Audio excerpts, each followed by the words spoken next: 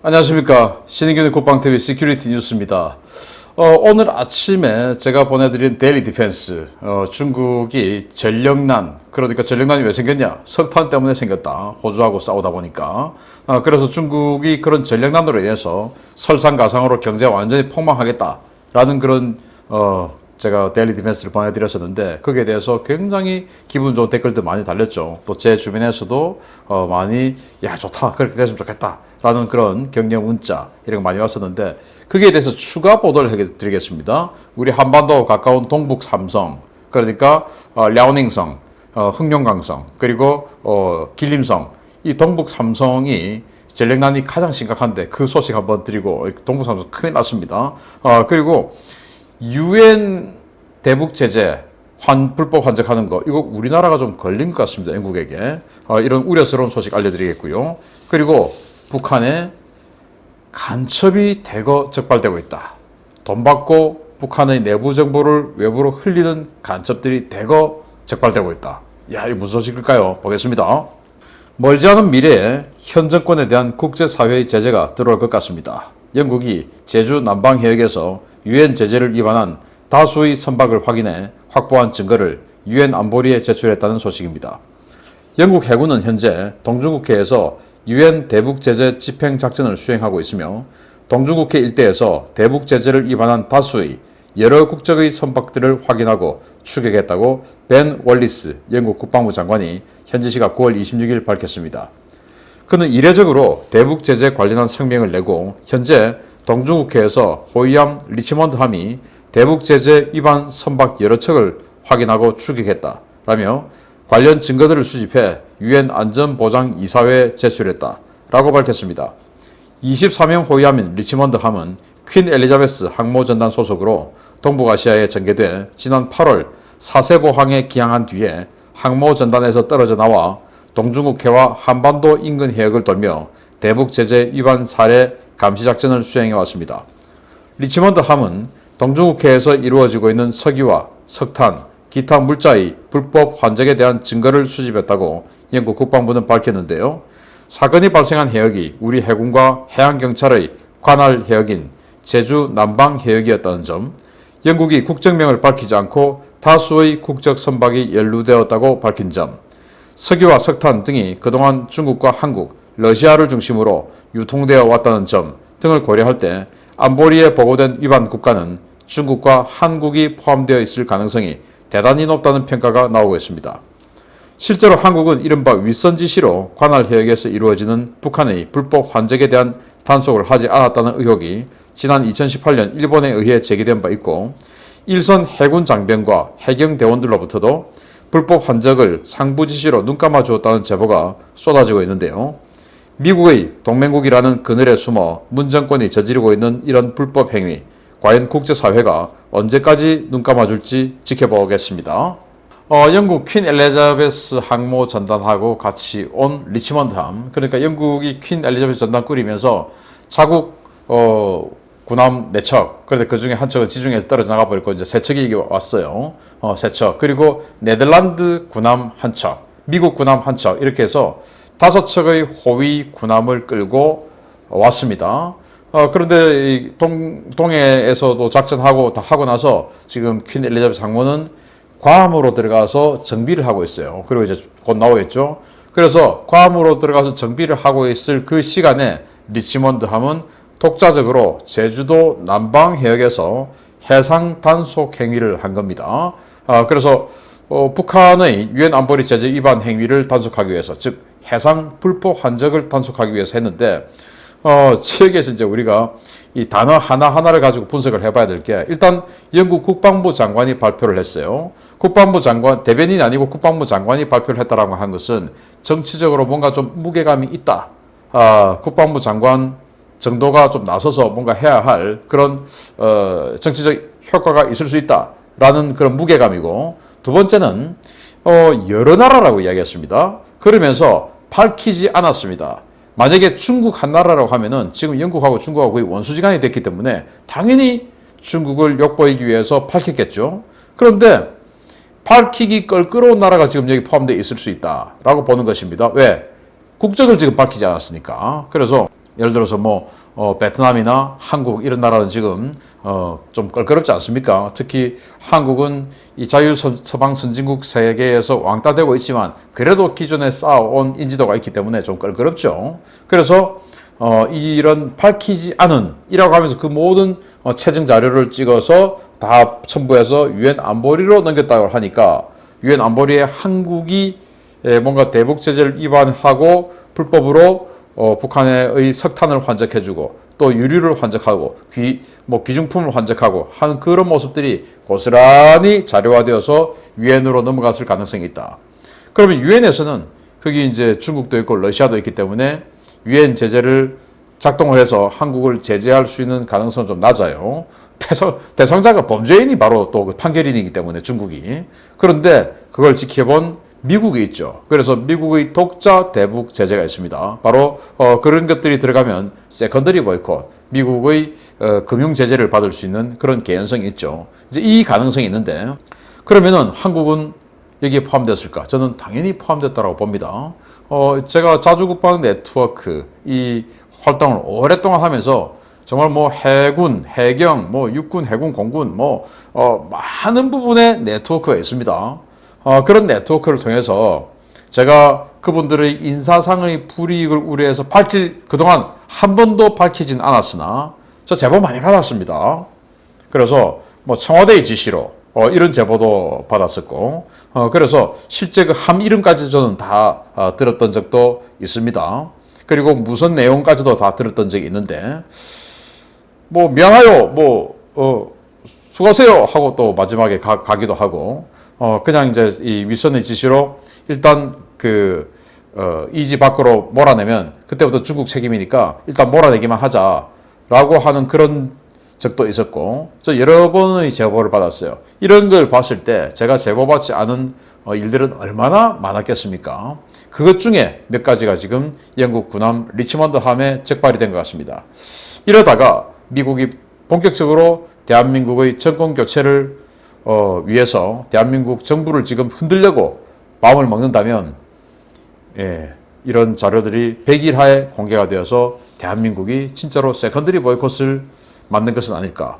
그래서 지금 청와대에 있는 저자들이 뭔가 제재를 받고 큰일을 당하면 손해볼 게 전혀 없고 오히려 잘됐다라고 생각되지만 지네들이 손해볼 건 없죠.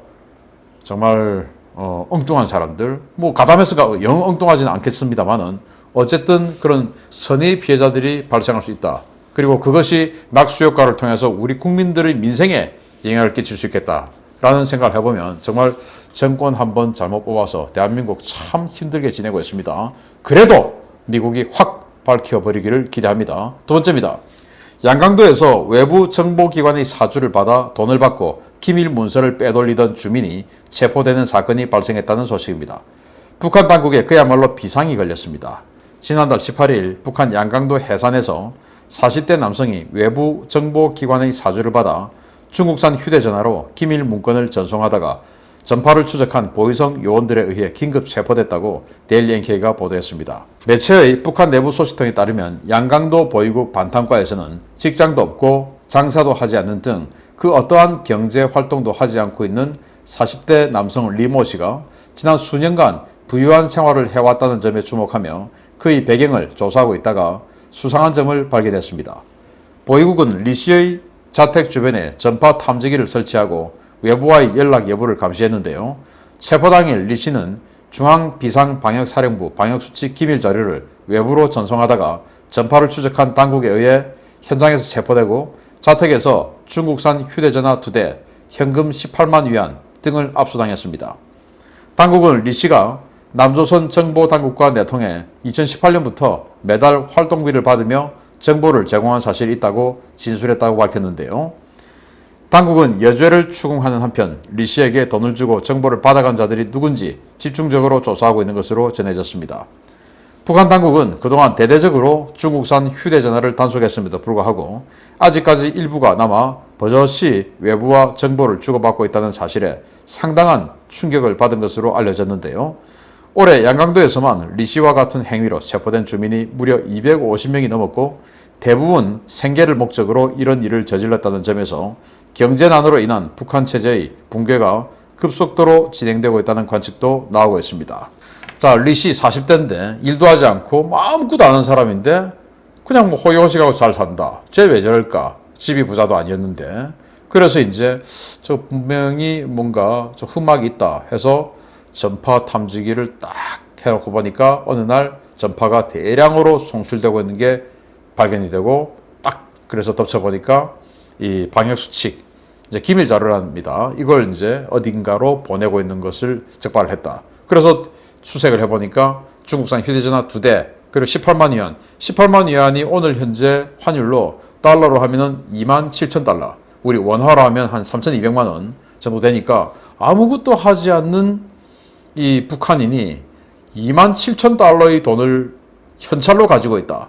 이거 굉장히 수상하죠. 그 돈 어디서 났어? 하니까 결국 남조선 정보 당국으로부터 받았다. 이런 정보를 넘겨주는 대가로.